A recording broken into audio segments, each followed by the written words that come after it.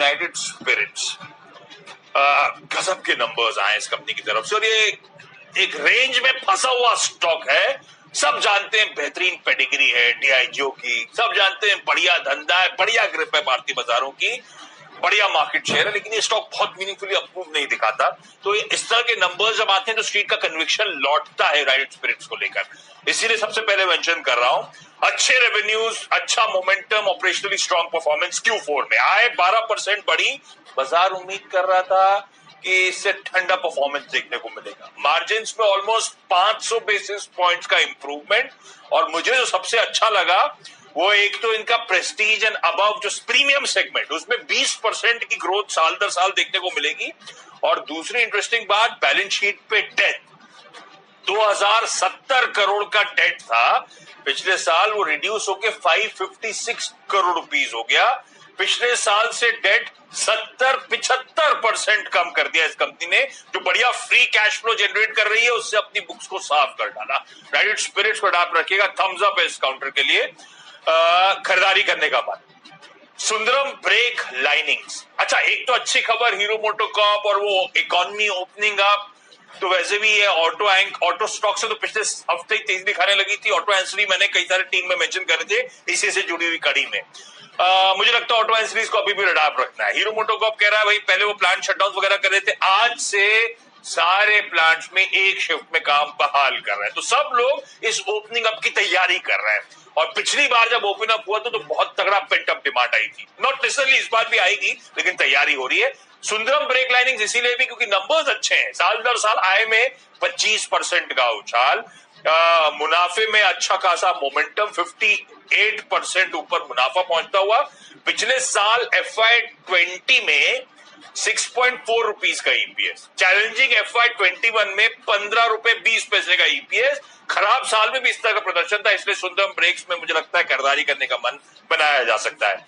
और एक स्टॉक जो काफी बार आवाज पे एक समय चर्चा हुआ था, नीरज जी ने ढूंढ के निकाला था, मुझे याद है, और क्या रेटिंग हुई थी, टीवीएस इलेक्ट्रॉनिक। ये मुझे याद है नीरज जी जब बात हुई थी पहली बार, जब वो नोटबंदी के इंपैक्ट वाली कंपनीज आप टटोल रहे थे, if I am not mistaken, है ना।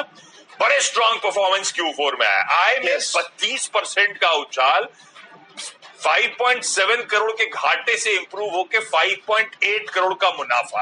हालांकि पिछले क्वार्टर में भी 4 करोड़ का मुनाफा था, लेकिन पिछले क्वार्टर से भी मुनाफे में तगड़ा जंप है। तो कहते हैं ना, गेटिंग इट्स मोजो बैक, वो उस तरह के आंकड़े, मुझे लगता है इसको भी रडार रखेंगे, इसको भी तेजी करने का मन।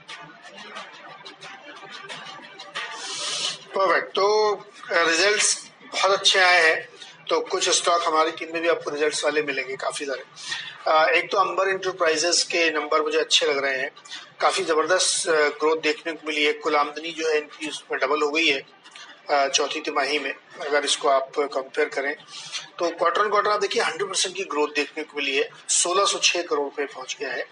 और प्रॉफिट इनका जो है 26 के सामने 75 करोड़ है, लगभग दुगने तिगने से ज्यादा हो गया है।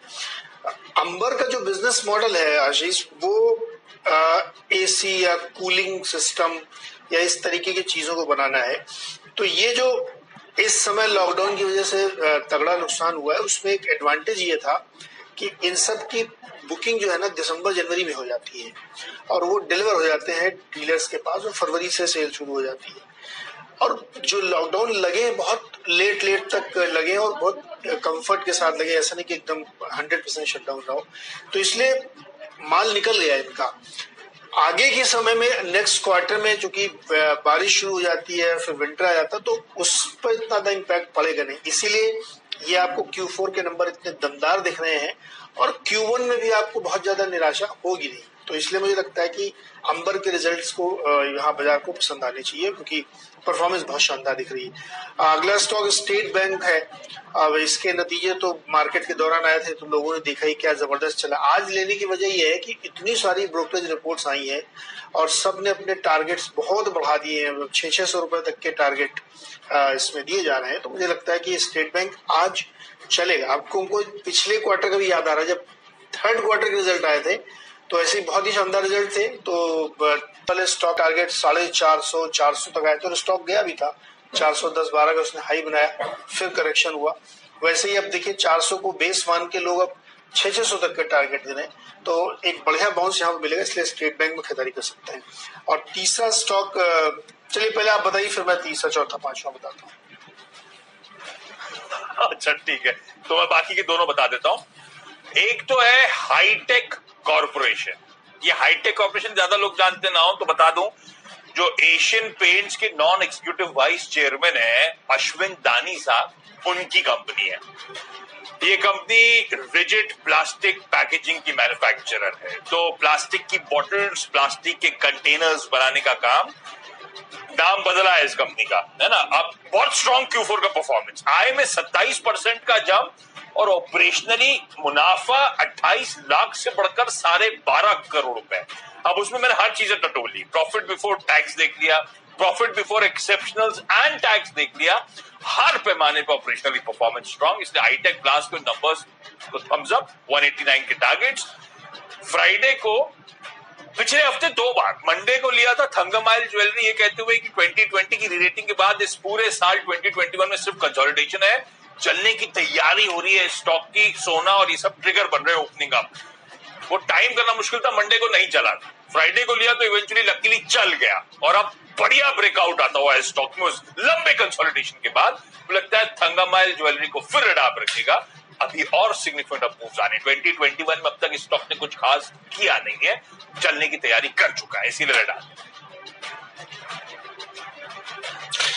चलिए, अब मैं इसलिए मैंने तीसरा रोक दिया क्योंकि तीसरा और चौथा एक ही थीम पे जो था पांचवा। देखिए, एवरेस्ट इंडस्ट्रीज और सह्याद्री इंडस्ट्रीज, ये दोनों कंपनियां क्या काम करती हैं कि रूरल इंडिया में जो रूफिंग का काम है, प्लम्बिंग का काम, इसमें करती है। देखिए, एक बहुत ही, जिसको कहते हैं कि दुखद खबर थी, लेकिन फायदा इनको होगा। जो भी तौते साइक्लोन आया था, उसकी वजह से बड़े मैसिव पैमाने पर डिवास्टेटिंग सिचुएशन बनी है हिंटरलैंड में और तटवर्ती इलाकों में, गाँव में। और ये जो काम करते हैं, इससे इनको बड़ा बेनिफिट हो सकता है, क्योंकि रूफिंग, टेम्परेरी हाउसिंग, उस सेगमेंट में जो एस्बेस्टस का काम है, ये सब में इनको बड़ा फायदा होगा। तो मुझे लगता है कि इन दोनों स्टॉक्स पे ध्यान रखना चाहिए। और नंबर्स इनके बहुत अच्छे हैं हमेशा से, पिछले 3-4 क्वार्टर से बढ़िया नंबर देखने को मिल रहे हैं। तो इसलिए एवरेस्ट इंडस्ट्रीज और सह्याद्री दोनों को शामिल किया कि यहाँ पे खरीदारी करके चलना चाहिए, क्योंकि क्या कर सकते हैं, मतलब बुरे वक्त में भी किसी को तो फायदा हुआ ही। यहाँ पे पांचवा स्टॉक है जिंदल साह, जिसके रिजल्ट्स इसी हफ्ते आने हैं। और इससे पहले मैं सिर्फ ये याद दिलाना चाहता हूँ कि 2 जो बड़ी जायंट पाइप कंपनीज हैं, APL अपोलो, और अपोलो की जो दूसरी सब्सिडरी मर्ज होने वाली है, और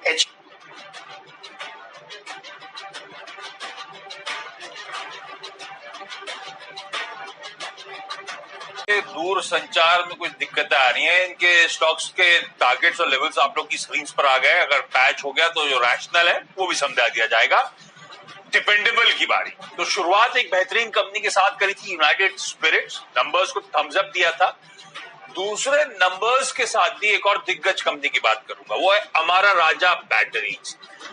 नंबर्स अच्छे हैं, अब ऐसा नहीं कि तोड़ फोड़ है, लेकिन समझिए इस बात को कि स्टॉक करेक्ट हुआ है, 1000+ के लेवल से करेक्ट होकर कामकाज कर रहा है। और दूसरी अच्छी बात कि इसके मार्केट शेयर को लेके कंसर्न्स थे, वो जो प्लांट शटडाउन्स वगैरह हुए थे, एक्साइड को बेनिफिट होगा, हुआ भी होगा, लेकिन इसके नंबर्स उन कंसर्न्स जो बाजार की थी शायद ओवरडन थी। आय में साल दर साल 33% का जंप दिया, EBITDA में 29% का इंप्रूवमेंट था। हाँ, मेरे लिए डिसअपॉइंटमेंट था कि मार्जिन कॉन्ट्रैक्ट हो गए, जबकि हम एक्सपेक्ट कर रहे थे मार्जिन फ्लैट रहेंगे। कॉन्ट्रैक्शन हुआ है 40-50 बेसिस पॉइंट्स का, लेकिन मेरे ख्याल से स्ट्रीट का ज्यादा फोकल पॉइंट होगा इस समय वो मार्केट शेयर लूज, वो रेवेन्यू मोमेंटम लूज, वो उतना नहीं हुआ है। बाजार उम्मीद से बेहतर नंबर आया उस फ्रंट पर, इसीलिए मुझे अच्छा लग रहा है। और ऑटो हो, इंडस्ट्रियल सेगमेंट हो, दोनों में बड़ी स्ट्रॉन्ग वॉल्यूम ग्रोथ इस कंपनी ने डिलीवर करके दी है। तो बढ़िया, पिछले 2 क्वार्टर्स में मैनेजमेंट कॉन्फिडेंट की Q3 और Q4 में जो ग्रोथ आई है आगे भी कंटिन्यू होती हुई नजर आएगी। और स्पेसिफिकली कहा कि they are working towards product availability, यही कंसर्न था अक्रॉस ऑल मार्केट। कमेंट्री भी अच्छी है, नंबर्स भी अच्छे हैं। हाँ, मार्जिन से एक लेट डाउन हो सकता है मेरे लिए, क्योंकि कई सारी इंडिया की कंपनी को मेरे लेट डाउन था ही इस बार मार्जिन पे जो कॉन्ट्रैक्शन आया। लेकिन हमारा राजा स्ट्रीट का कन्विक्शन शायद थोड़ा बढ़ना चाहिए। एक्साइड तो पसंद आता ही था, पिछले हफ्ते कई बार मेंशन करा, लेकिन हमारा राजा को रिडाप रखी। आज रिजल्ट्स पे 815 के टारगेट्स थे। नीरज जी शायद जुड़ चुके हैं। नीरज जी, आप बोलते बोलते एकदम वो बंद हो गई थी आवाज। डिपेंडेबल स्टॉक हमारा हेमंत आशीष जो है यूनाइटेड ब्रूवरीज है। आपने यूनाइटेड स्पिरिट्स दिया था और यूनाइटेड ब्रूवरीज हमने दिया है, उसी से प्रेरित होकर के कितने बढ़िया नंबर उसमें आए, तो यूनाइटेड ब्रूवरीज पे भी नजर रखी जा सकती है। ये स्टॉक भी मुझे लगता है कि अच्छा परफॉर्मेंस यहाँ से दिखा सकता है और अब तो अनलॉक की तरफ हम लोग पहुंच रहे हैं, तो 1300 रुपए के लक्ष्य लेते हुए यूनाइटेड ब्रूवरीज में खरीदारी की जा सकती है। छोटा सा ब्रेक लेते हैं, यहाँ पे ब्रेक से लौट के आगे बात करेंगे फ्री हिट और पिच हिटर्स में। चलिए, स्वागत है सीधे सौदा में एक बार फिर से, और अब बारी है यहाँ पे फ्री हिट और पिंच हिटर की। फ्री हिट और पिंच हिटर में फ्री हिट स्टॉक है DCW, एक केमिकल कंपनी है और इसके रिजल्ट्स आए, रिजल्ट्स भी काफी अच्छे दिख रहे हैं। 55% की ग्रोथ इनके जो रेवेन्यूज में आई है, 463 करोड़ बढ़ के आया 298 के सामने, और कंपनी घाटे से मुनाफे में आ गई। 25 करोड़ का नुकसान था इनको और अब वहां से ये 6.5 करोड़ के प्रॉफिट में आ गए हैं। तो तमाम जो केमिकल कंपनीज है उनके रिजल्ट्स अच्छे आ ही रहे हैं और ये कंपनी अपने घाटे से मुनाफे में आ गई है। 8वां स्टॉक होगा Gujarat Ambuja exports. Grain export में खास तौर पे कंपनी काम करती है और इनके जो रेवेन्यूज हैं वो 86% बढ़ के 1700 करोड़ के करीब पहुंच गए हैं, जो पहले 900 करोड़ के आसपास थे, और मुनाफा इनका 117% बढ़ा है, 54 करोड़ के सामने 118-19 करोड़ है। देखिए, जो फूड ग्रेड एक्सपोर्टर्स हैं उनको बड़ा गेन है, हालांकि स्पेशली ये कंपनी जो है मेज के एक्सपोर्ट में बहुत बड़े पैमाने पे काम करती है, लेकिन अदरवाइज भी आप देखें जितना भी एक्सपोर्ट है ग्रेन का वो बढ़ता हुआ दिख रहा है, तो मुझे लगता है कि इसको इसीलिए बड़ा फायदा हुआ है। तो गुजरात अंबुजा एक्सपोर्ट में भी आज खरीदारी की जा सकती है। ओके, बाय कॉल सी है। पहला है एलगी इक्विपमेंट्स। अब ये वो कंपनी है जो कंप्रेसर्स बनाने के लिए जानी जाती है। नंबर्स बढ़िया है, आय में 35% का उछाल, क्यू ऑन क्यू भी प्रदर्शन बड़ा बढ़िया, मुनाफा 1 करोड़ से बढ़कर 43 करोड़ रुपीस क्लॉक कर दिया है।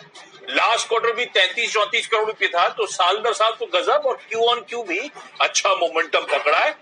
पिछले मतलब 2020 का ईपीएस था ₹1.34 का। ये लास्ट 2 क्वार्टर जो गजब के गए, ₹1.34 की जगह ईपीएस ₹3.25 हो गया। इस तरह से इस कंपनी ने FY21 में अच्छा प्रदर्शन दिया है। एलगी इक्विपमेंट्स आप रखेंगे 225 का टारगेट।